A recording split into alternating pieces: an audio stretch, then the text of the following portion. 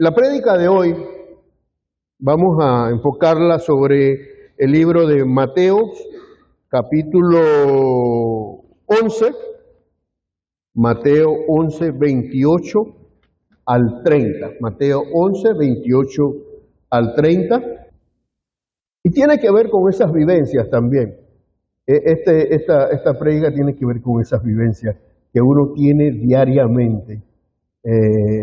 La preocupación, la ansiedad, ¿no? que a veces tenemos en el asunto del trabajo, ¿no? ¿Qué pensará la gente de nosotros? ¿Qué dirá la gente de nosotros? Y eso a veces, hasta muchas veces, se vuelve cargas en nuestros pensamientos, en nuestro diario vivir, ¿no? Entonces, y quiero decirles, hermanos, que este versículo por mucho tiempo, cuando hace 48 años que yo recibí a Cristo, ese 25 de septiembre de 1978, teniendo 16 años, me acompañó este versículo. Me lo aprendí, fue uno de los primeros versículos de la Biblia que tanto lo escuchaba que me lo llegué a aprender. Yo reconozco ahora, por razones especiales, que no soy memorístico, ¿no? Pero este versículo me acompañó mucho. Este versículo, aprendí mucho, ¿no? Mateo 11, 28 al 30. Lo tengo en la versión, la Biblia de Estudio Dios Habla Hoy, de Sociedades Bíblicas, ¿no? En esta Biblia están los deuterocanónicos y entonces lo tengo en esta versión. Dice así la palabra de Dios: vengan a mí todos los que están cansados de sus trabajos y cargas, y yo los haré descansar. Acepten el yugo que les pongo y aprendan de mí, que soy paciente y de corazón humilde. Así encontrarán descanso, porque el yugo que les pongo y las cargas que les doy son ligeras. Dice esta versión. Y las cargas que les doy a llevar son ligeras, ¿no? La versión Reina Valera: venid a mí todos los que están trabajados y cargados, y yo haré descansar. Llevad mi yugo sobre vosotros y aprended de mí, que soy manso y humilde de corazón, y hallaréis descanso para vuestras almas, porque mi yugo es fácil y ligera mi carga. Para mí, este versículo, como les dije, me acompañó por muchos años. Era uno de los versículos preferidos míos en mi adolescencia, parte de mi juventud, y por muchos años era uno de los versículos preferidos. Con él crecí, con él aprendí a descansar en Dios, aprendí a ser más responsable en Dios, aprendí sobre todo a madurar como creyente, ¿no? Porque uno tiene que, la vida cristiana es eso, es una renovación diaria, es una renovación donde uno cada vez, y lo decía en la escuela dominical, Dios cambia nuestras actitudes, Dios cambia nuestra mentalidad, Dios cambia nuestros pensamientos. Entonces, para mí este versículo me ayudó mucho a descargar en Dios mi forma de pensar, mi forma de actuar, mi forma de descansar. Porque muchas veces cuando te dicen que quizás cuando podrás tener algo, te vienen los peores pensamientos a tu mente. Te vienen, nos imaginamos lo peor, ¿no? Y no recordamos lo que dice la palabra de Dios, que aprendamos, y creo que le dije al hermano el título: aprendamos a descansar en Jesús. Aprendamos a descansar en Jesús. Llevad mi yugo sobre vosotros y aprended de mí, que soy manso y humilde de corazón, y hallaréis descanso para vuestras almas, porque mi yugo es fácil y ligera mi carga. Para mí, son las palabras de Jesús más tiernas que hay para el ser humano. Siempre lo veo así. Veo amor, veo ternura en Jesús hacia el ser humano. ¿Pero qué es un yugo? Jesús nos dice, carguen mi yugo porque mi yugo es fácil, es suave. Estas palabras de Jesús, para quizás un campesino no es de extrañarse, porque el campesino está familiarizado con lo que es un yugo, ¿no?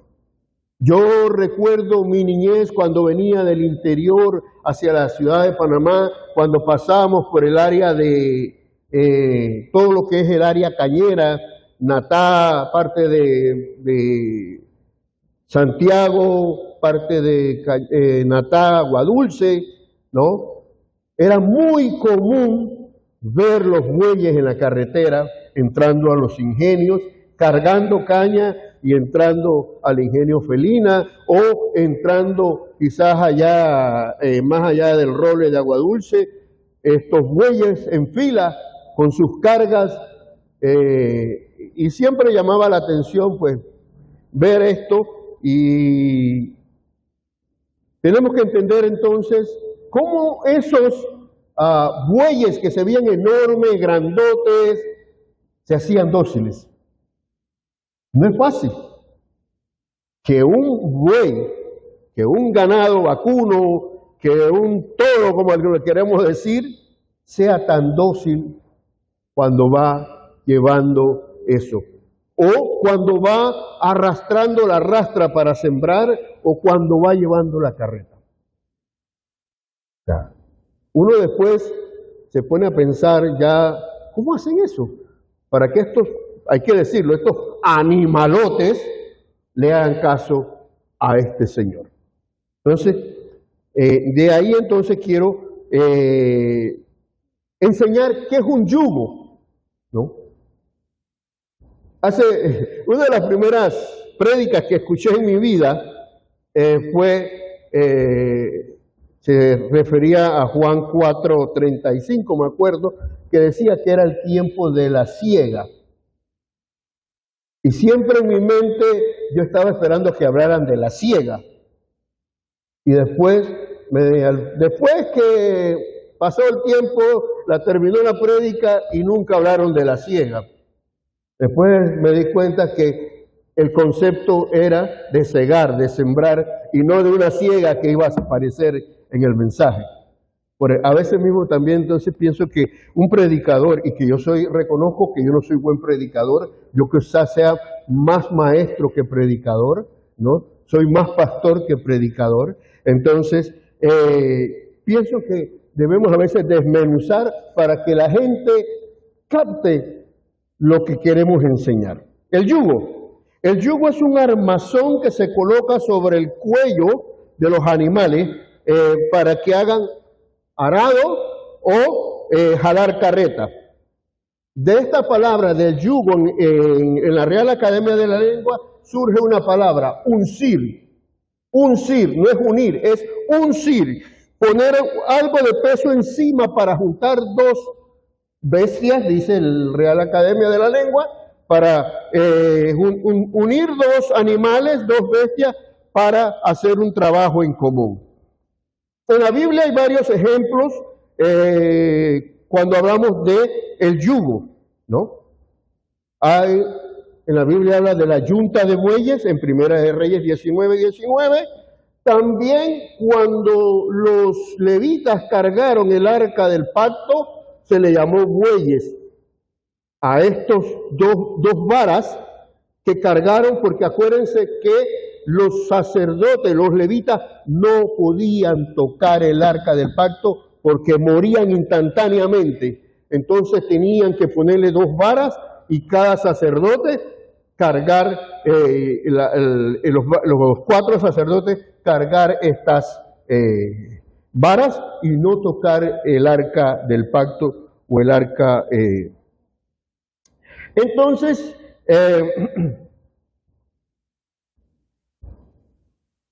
el yugo, en sentido figurado, por lo general se habla de cargas, ¿no? Para un esclavo en aquel tiempo representaba su condición de opresión, de sufrimiento. Expresaba sujeción también a otra persona, o a un gobernante o a una nación. El yugo de hierro denotaba una esclavitud más severa que el de madera. Imagínense, ¿no? Recuerdo muchos años cuando vi la película Gengis Khan, como Omar Sharif, todavía lo recuerdo, y estaba niño, vi que le pusieron un yugo a Gengis Khan, a este gran emperador mongol, y sobre el cuello, ¿no?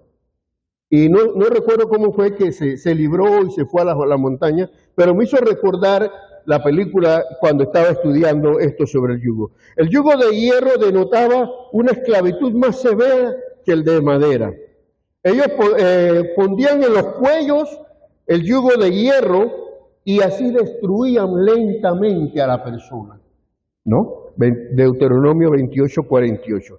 Del mismo modo, quitar el yugo significaba liberación, ¿no? Liberación de la opresión. Levíticos 26:13. Dios le dice al pueblo de Israel, rompí el yugo para que salieran ustedes. Fíjense, cuando Dios le habla al pueblo de Israel, le dice, rompí el yugo que tenían para que salieran ustedes. Cuando la ciudad de Jerusalén cayó ante el rey Nabucodonosor, sus habitantes quedaron bajo el yugo del pesado de Babilonia, ¿no? Y Isaías escribe, tú hiciste caer tu pesado yugo sobre nosotros. Si bien es cierto, mis hermanos, las personas muchas veces oprimen a sus semejantes. Y bien sabemos lo que estaba pasando en Salvador, ¿no? Grupos de bandas controlaban áreas, ponían yugo sobre la población. Nadie podía transitar. A mi hija le llegaron a robar en El Salvador, es más, le robaron el pasaporte y todo, ¿no? No podían transitar por el área si no pagabas un impuesto, ¿no? Entonces, esa es la forma, figurativamente, de poner un yugo, ¿no? Y bien sabemos lo que hoy ha pasado en Salvador, el cambio que ha tenido, porque habían grupos delincuenciales que dominaban áreas. Y entre ellos, si tú vivías en un lado, tú no podías entrar al otro, ¿no? Entre ellos, los altos impuestos que tenías que pagar si tú tenías un comercio, ¿no? Y entonces prácticamente estaban viviendo a que ellos hicieran contigo lo que te diera la gana. Si también vemos, hermanos, que la ley de Dios que Dios le dio a Israel era un yugo que obligaba, que le ponía responsabilidades muy fuertes al pueblo de Israel. Discípulos de Pedro trataron de imponer a los primeros cristianos gentiles, ¿no?, que tenían que observar la ley judaica. Y ahí viene la contrariedad entre Pedro y Pablo.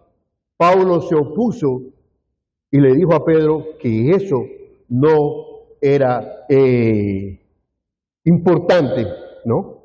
Que el único que podía liberar al ser humano es Jesús. Y le quitaba a todo creyente esa carga de observar ciertas cosas, de guardar el sábado, de no comer esto, de no hacer lo otro.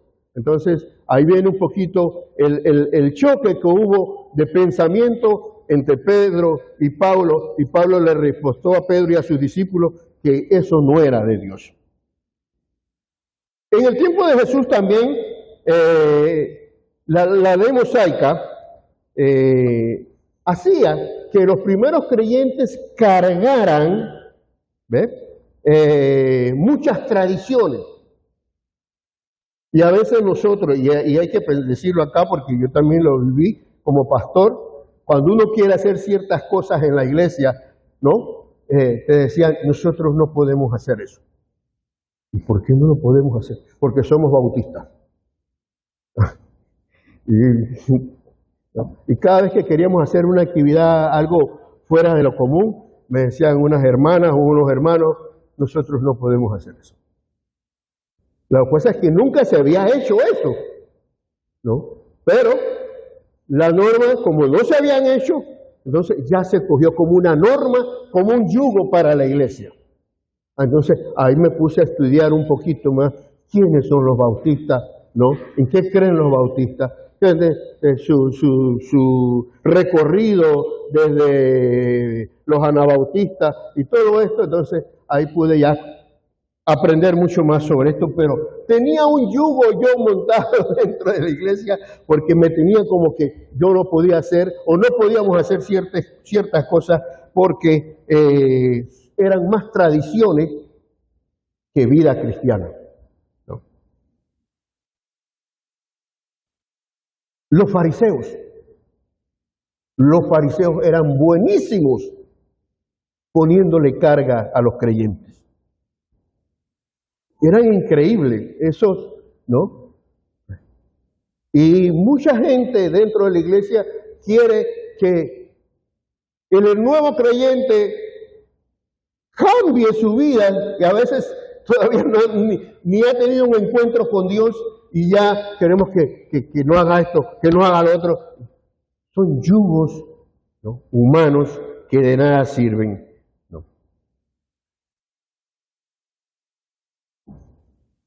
En este pasaje, y vuelvo a reafirmar, que para mí este pasaje es uno de los pasajes más hermosos que he visto en la Biblia.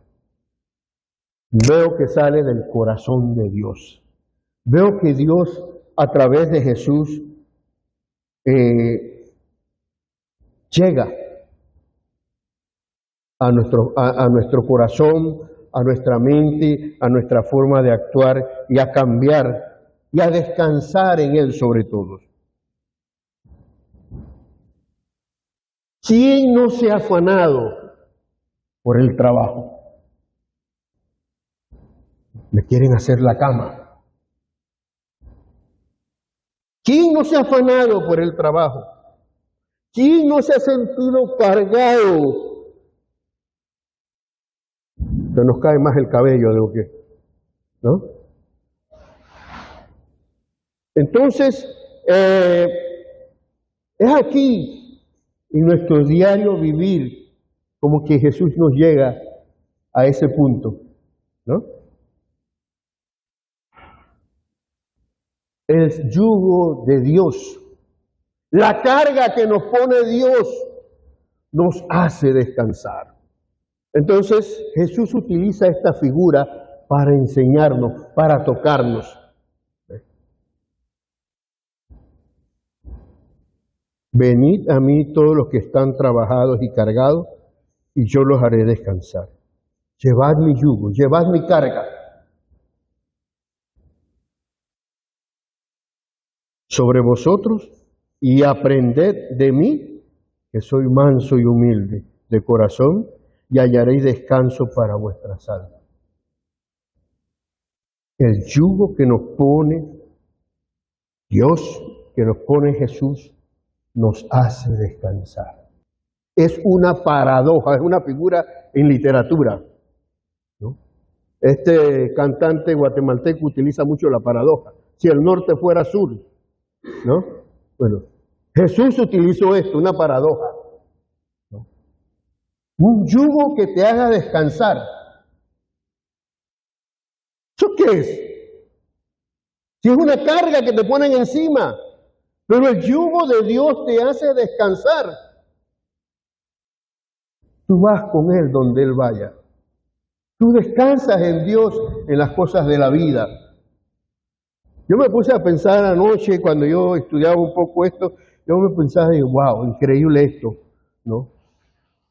Y el yugo es algo súper pesado. Para que un buey lo cargue, yo pienso que eso debe tener como unas 200, 300 libras encima de los bueyes, ¿no? Y el buey, simplemente el que está guiando, muchas veces va guiando, va caminando hacia adelante y el buey lo va siguiendo.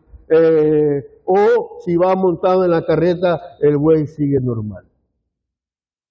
Lo que vi en Holanda, algo que me llamó la atención fue que uno está acostumbrado aquí a ver el ganado enlazar, la gente a caballo, y cuando yo le dije a mi hija que me llevara a ver las vacas lecheras,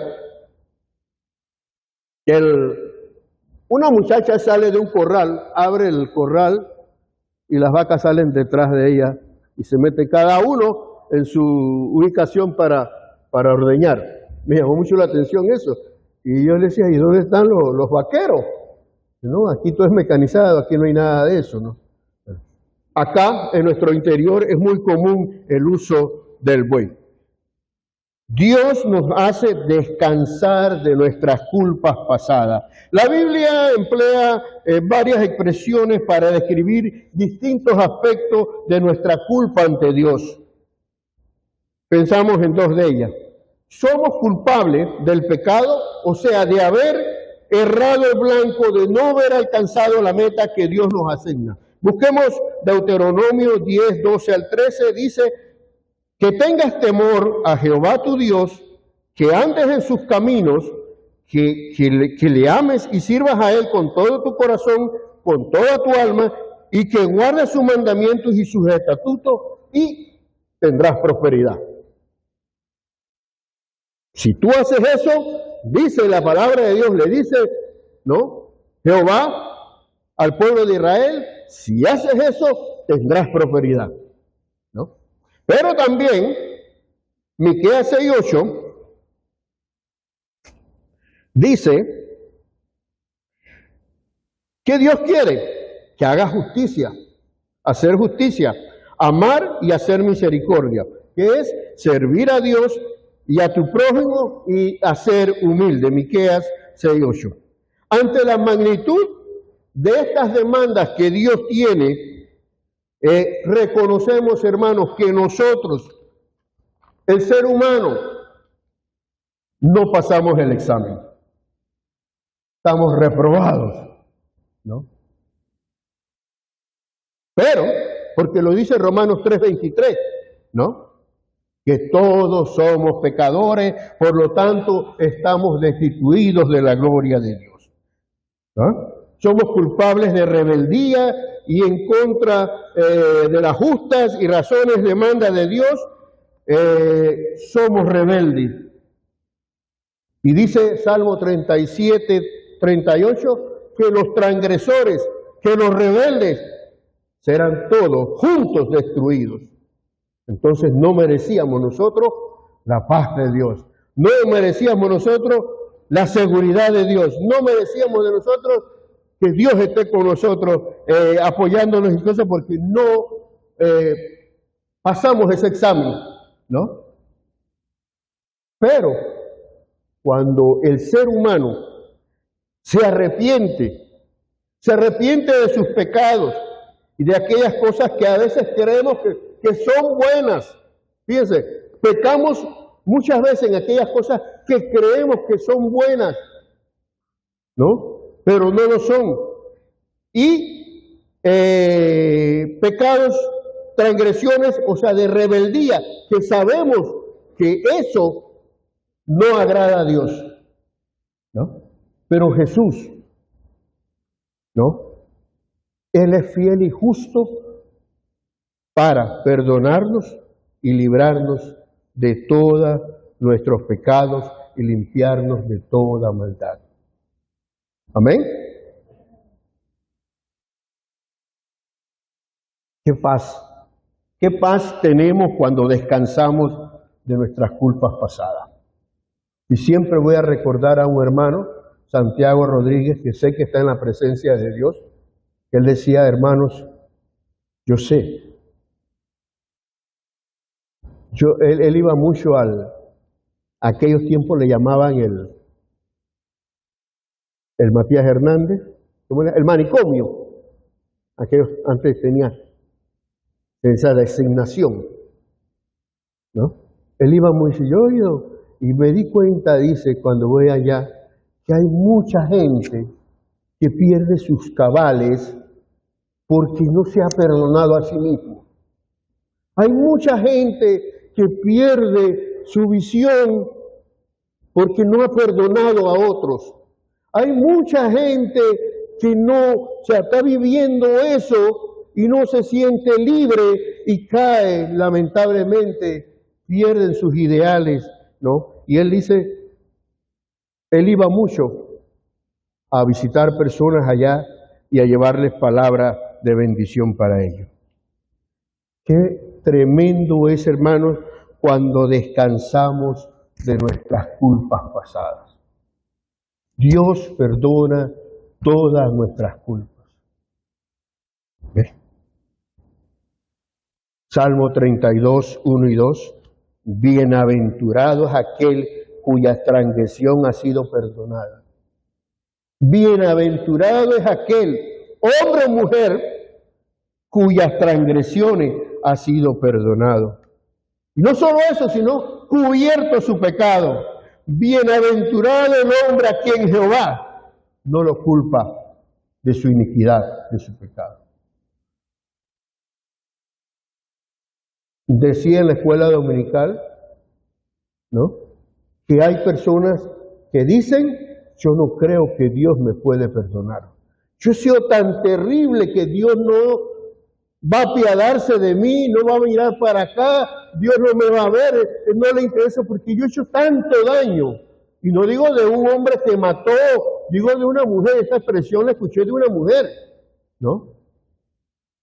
Y yo le decía: no, Dios ya quiere que tú tengas paz con Dios. Y gloria a Dios, porque vi que ella sintió paz y que ella pudo entonces caminar con Dios muchos años después. Hoy en día está en la presencia de Dios. Pero ella decía eso: yo no creo que Dios se fije en mí. ¿Por qué? Pensando en sus pecados pasados. Pero Dios nos libera de nuestros pecados pasados. Dios nos hace nuevas personas. Dios nos hace cambiar de mentalidad, ¿no? Emprendamos a descansar en nuestras debilidades presentes también. Tenemos debilidades.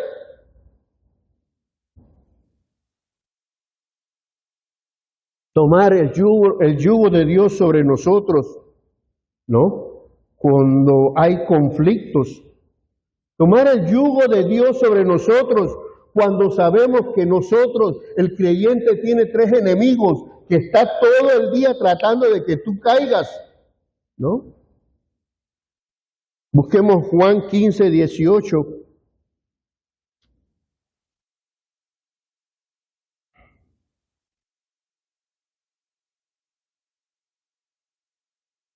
Si el mundo os aborrece, sabed que a mí me ha aborrecido antes que a vosotros. Dice Jesús hablando: si fueras del mundo, el mundo amaría lo suyo. Pero porque no soy del mundo, antes que yo los elegí del mundo, por eso el mundo os aborrece. Entonces, nuestro enemigo que todos los días quiere que usted caiga, por un lado, ¿no?, es el mundo. Y cuando tú ves un sistema de comunicaciones, y no quiero caer en algo personal con nadie, ¿no?, televisión, cine, internet, todas estas cosas que nos tiran a nuestra mente hay cosas buenas, pero la mayoría son porquerías, ¿no? Ese es el mundo que quiere que tú no pienses en Dios, ¿no? Ese es el mundo que está actuando para que usted no busque de Dios. Entonces es un sistema, ¿no?, que nos aleja de Dios, ¿no?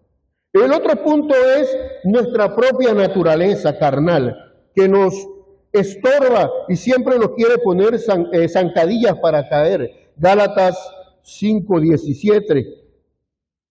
Porque el deseo de la carne es contra el espíritu y el del espíritu es contra la carne, y estos se oponen entre sí para que no hagáis lo que quisiereis. Ese es otro enemigo que tenemos ahora, actualmente, ¿no?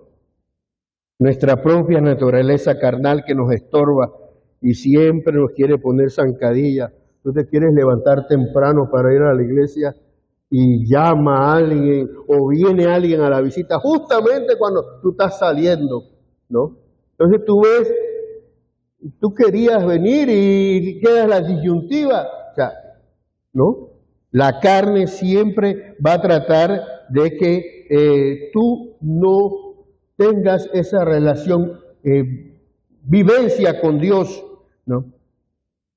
Y el otro enemigo está en Efesios 6:12. Porque no tenemos lucha contra sangre y carne, sino contra principados, contra las potestades, contra los gobernadores de las tinieblas de este siglo, contra huestes espirituales de maldad en las regiones celestes, ¿no? Tenemos que aprender a descansar actualmente de nuestras debilidades presentes. Tenemos que reconocer, descansar en Dios, tomarnos ese yugo de Dios para contrarrestar los dardos del enemigo, ¿no?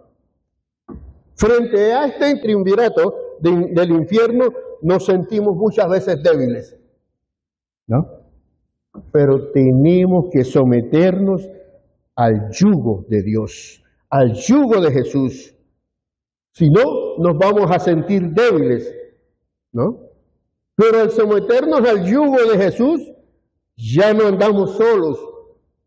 Y surge esa palabrita que les dije, que es el uncimiento. Yo pensaba que era unir. Lo busqué en la Real Academia de la Lengua y te habla de lo que es uncir, ¿no? Uncido, tenemos que estar uncidos por el yugo de Dios. Que el yugo de Dios nos una como creyentes a nosotros. Que podamos vivir nosotros uncidos, atados, sujetados, para que Dios, ¿no?, nos dé su divino poder y nos haga descansar en esa humana debilidad que tenemos.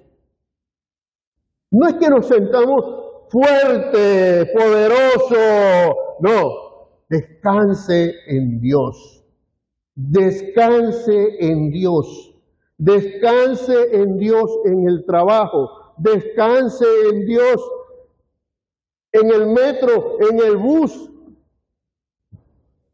Descanse en Dios, entreguémonos a Dios, que esté ese yugo de Dios encima de nosotros, que Él nos guíe, que Él nos oriente, que Él nos capacite. Carguen mi yugo, dice otra versión. Carguen mi yugo y aprendan de mí, que soy paciente, soy humilde de corazón, y sus almas van a encontrar descanso. En medio de las dificultades, en medio de los problemas de salud, aprendamos a descansar en Dios. Cuando no tenemos un centavo y el carro se nos daña,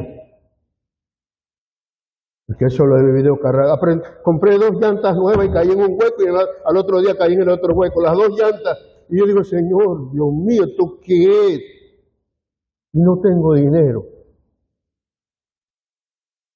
Señor, pudo ser peor. Y siempre lanzo la expresión, Dios mío, pudo ser peor, ¿no? Aprenda a descansar en Dios. Él va a livianar la carga.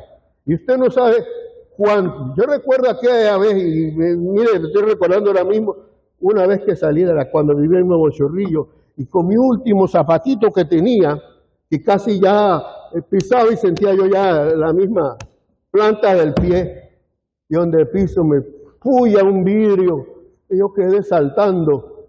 Parecía el Karate Kid, ¿no? Y era el último, ya no tenía más zapatos. Ay, Señor, pero mira, y voy para la iglesia hoy, Señor, y mira cómo... ¿no? Le di gracias a Dios. La hermana María me dice, hermano Guillermo, Leonel tiene unos zapatos high floor shame que no usa, que se los regalaron y no le quedan. No los quiere usar porque él tiene ya su... ¿Le quedarían a usted? Si yo me hubiera quedado lamentando, creo que no hubiera pasado eso. No. Entonces, cuando uno aprende a descansar en Dios, que le digo que usé por buenos años esos floor shame. Floor shame no era cualquier cosa. ¿Ya? Amigos, aprendamos a entregarnos a Jesús, es aceptar el yugo de Dios. Es decirle a Dios, Señor, confío en ti. Ya le digo, para mí, estos versículos siempre hablaron a mi vida. Pase lo que pase alrededor de nuestras vidas, estamos seguros bajo el yugo de Dios. Estamos seguros bajo el yugo de Dios. Hay esperanza todavía cuando uno tiene el yugo de Dios ahí. Venid a mí todos los que están trabajados y cargados, porque yo los haré descansar, dice. Esta es una nota o expresiones de Jesús más hermosa, y lo he dicho una y dos y tres veces, surgida del mismo corazón de Dios. Es una expresión que a mí todavía me levanta pasión, me levanta amor, dulzura, ¿no? Es una invitación, venid a mí, búscame, yo estoy aquí. Yo estoy aquí, yo estoy aquí, venid a mí. Todos los que están trabajados, todos los que vienen cansados del trabajo, todos los que vienen pensando en lo que ha pasado en el trabajo, todos aquellos que muchas veces decimos ya no podemos, ya no queremos seguir. Descansen, Dios. Y usted ve que muchas veces maquinan alrededor de uno. Y lo ve. Pero usted tiene que aprender a descansar en Dios. Que Dios haga su parte. Que nosotros muchas veces no tenemos ni que hablar. Todos los que están trabajados y cargados, todos los que se sienten desdichados, aquellos que se sienten supercargados activamente, ya no pueden, aquellos que ya quieren tirar la toalla y sacar no su pañuelo blanco, sino una sábana y decir, ya hasta aquí. Ese es el yugo de Dios, el yugo de sujeción. Aprended de mí, que soy manso y humilde de corazón, y hallaréis descanso para tu vida. El Señor nos invita a todos, a los suyos, a seguirle con la seguridad de que gozarán de la misma experiencia inefable de paz. Porque mi yugo es fácil y ligera mi carga. Como lo dije, esta es una paradoja, ¿no? Y creo que hay otras paradojas que utiliza Jesús. Está en Mateo 10:39, 2 Corintios 4:18, y tiene muchas más paradojas. Y la Biblia está cargada de muchas figuras literarias, el simil, el pleonasmo, la hipérbole. Y Jesús no era especialista, no sabía de estas cosas. Sin embargo, lo vemos en la Biblia. Una paradoja incomparable, donde el Señor se deleita en decirnos, ¿no?, venid a mí. Es una expresión de amor, es una expresión de servicio, una expresión de entrega. Hallarás descanso, hallarás descanso. Vas a experimentar la paz de Dios en tu corazón. Vas a experimentar la paz de Dios. Cuando uno siente que está bajo las alas de Cristo, las alas de Dios, Cristo hace fácil la vida. Porque el yugo de Dios ligera nuestras cargas. Cuando a veces ya no podemos, hermanos, cuando creemos que la enfermedad, los infortunios, descanse en Dios. Ponga a Dios por delante y piense en ese yugo que Dios nos impone. Y que no es un yugo que pesa, sino que ligera la carga. Dios eterno y Padre Santo, te damos gracias, Señor, por tu palabra. Dios, le pedimos por nuestras vidas, le pedimos para que usted, Señor, en ese yugo que pone sobre nosotros, nosotros aprendamos a dejarnos guiar, a cambiar de actitudes, a cambiar formas de pensamiento, a cambiar, Señor, muchas veces cosas que tienen que ver con el diario vivir. Señor, guíanos, oriéntanos, capacítanos, Padre, y sobre todo que ese yugo traiga paz a nuestros corazones. Que las cargas muchas veces que tenemos es porque las queremos llevar y no te las entregamos a ti, Padre. Gracias, Señor, por ese yugo que tú nos das. En el nombre de Cristo Jesús. Amén.